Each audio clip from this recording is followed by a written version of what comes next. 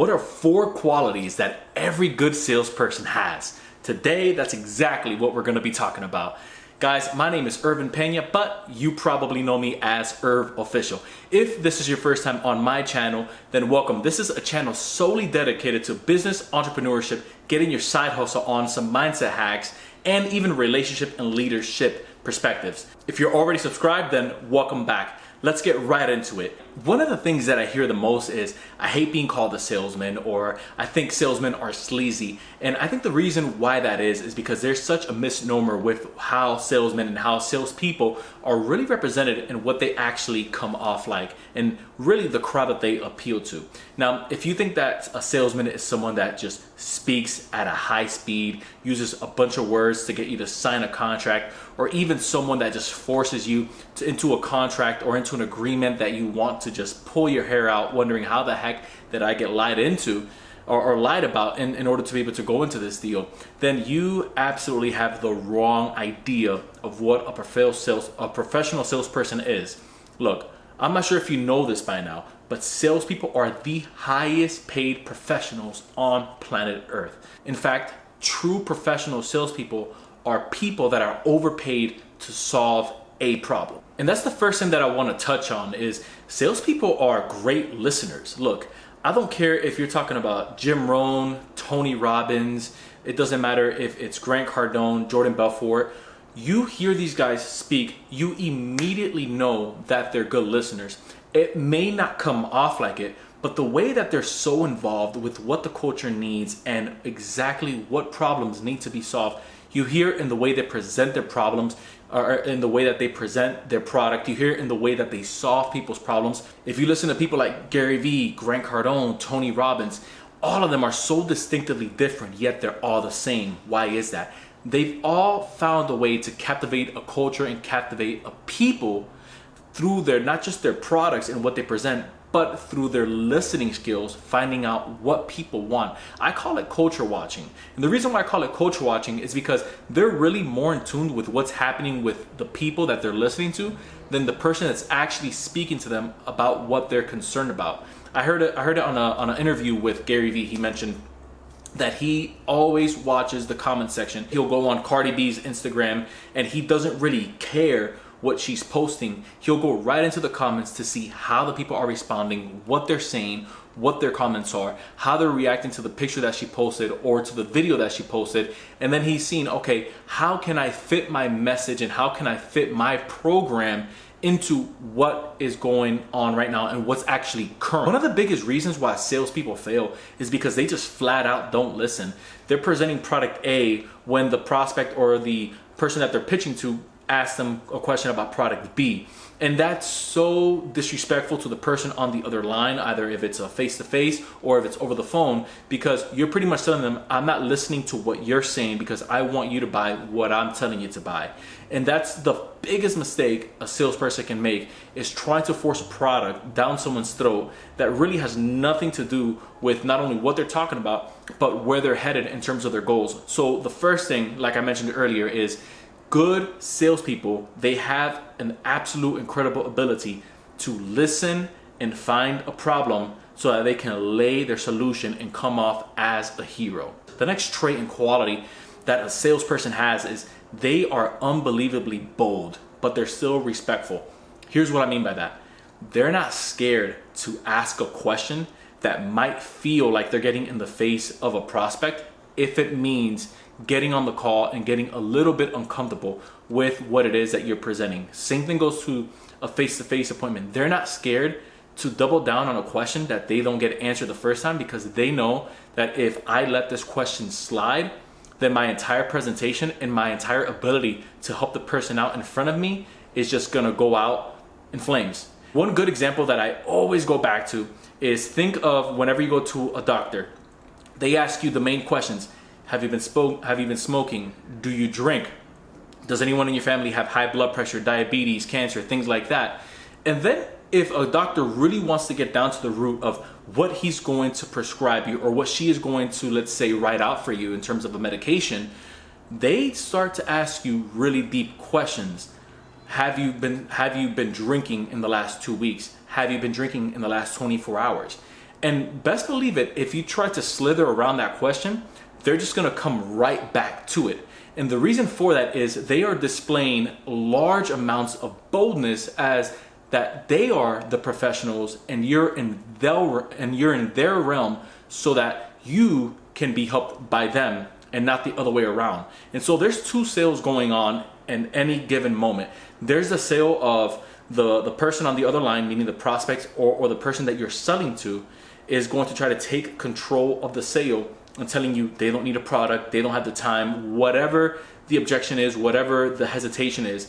And then you on the other line as the professional salesperson, it's your job to come off with the bonus, letting them know why you're calling, letting them know why your product is the one that's going to help solve their problem, and also having those questions that command the attention in the room, giving you the authority and giving you the respect that you deserve, not to tell them what to do or what they need, but to guide them into a successful sales process. And this leads us into our third point. And guys, before I share this next one with you, if you're finding any value in the content that I'm providing, I would totally appreciate it if you guys hit that little bell up top so you can get notified every time I'm dropping new content, and hit that subscribe button, as well as hit that like button down below so that I can know that you guys are really enjoying my message. So the third trait of high performing salespeople is they just flat out are go-getters and they are ambitious. You talk to anyone, especially if you're in a boiler room type of setting, or if you're in an environment where they're always posting up their numbers, they're always posting up who had the largest sale, who had the biggest numbers last quarter or last month, then you'll know these people are highly competitive, and they're also very goal driven. And one last thing on that is that they are also very goal oriented, so their days all look the same. What does that mean? They're on the phone each and every single day at the same time. They know when they're closing up shop, they know when they're opening up shop. They're normally the first ones in and the last ones out. They normally get the most amount of practice even before someone hits that first call, and they normally double down on objections or even hesitations that maybe they got on the phone that they, even though they executed, they didn't execute at the degree that they hold themselves to, because these people are highly accountable. Yes, you can pat them on the back. Yes, you can give them words of affirmation, but they are always looking to improve 1% more. They're always looking for that angle, for that edge. They're always looking for a better way to ask a question. And so their days always look the same. They start at 9 a.m., they close up shop at 8 p.m. They go on lunch at this time. They always work out at this time. They have 2 or 3 accountability partners. They are extremely coachable, which is another key attribute that I want to go ahead and squeeze in here that they have. And the reason why they're extremely coachable is because although they know a lot, they know that they don't know enough. And when someone is coachable in any degree, whether it's in sales or whether it's in management or whether it's in production or whether it's in business, they understand that even though I know more than the average person, I still need to get myself out there. If not, I'll fall back in the trenches of being average, because we all know that if you're not growing, then you're contracting. And if you're contracting, then you're shrinking. And if you shrink too much, then you become invisible, not only to the person that you're presenting a product to, but you become small within your own ecosystem of what you're trying to get across. Again, whether that's marketing, whether that's sales, whether that's business, even relational.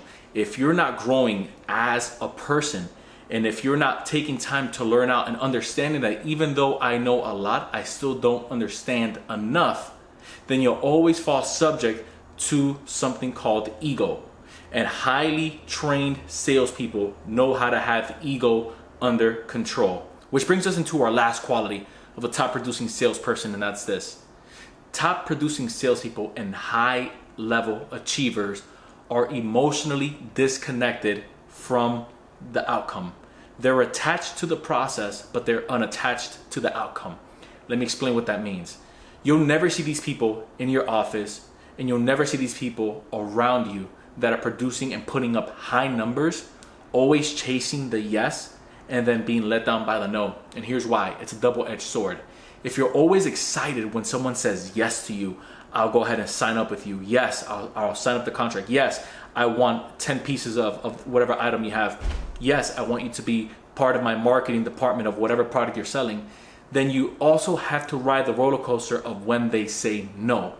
And so when you're affected by the outside noise of what your prospect or what the consumer says, then you'll always feel a self-entitlement, and you always feel the ego creeping up as to why am I not being accepted.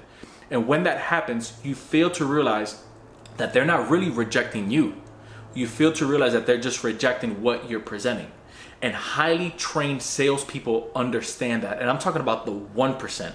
They understand that whether I get 100 no's today, I'm still right here. I'm flatlined. If I get 100 yeses today and I close the biggest deal of my life, I'm still flatlined. And when you get into that space and in this certain rhythm of you feel your clients, you feel what they're going through, you sympathize with their problem, you feel their pain over the phone or face to face off their body language, and you synergize with them. And then at the same time, while this is happening in one sequence, you are also disconnected to the fact that they may say no at the end of the sale. You're also disconnected to the fact that they may leave and buy from someone else. You're also disconnected to the fact that you may never hear back from them, all at the same time. When you're flatlined like that and you're still providing tons of value, you then become the person that's being sought out for and not the person that's always out there hunting for the next sale. And that, my friends, is when you become an overpaid sales professional. And there you have it, everyone. I hope that you enjoyed this quick little segment on the qualities of a top producing salesperson. As always, be sure to hit that like button down below and subscribe. And I'd also appreciate it if you hit that little bell up top so you can get notified every time I'm dropping new content just like this each and every single week. Once again, guys, my name is Irvin Pena, but you probably know me as Irv Official. Until next time, everyone.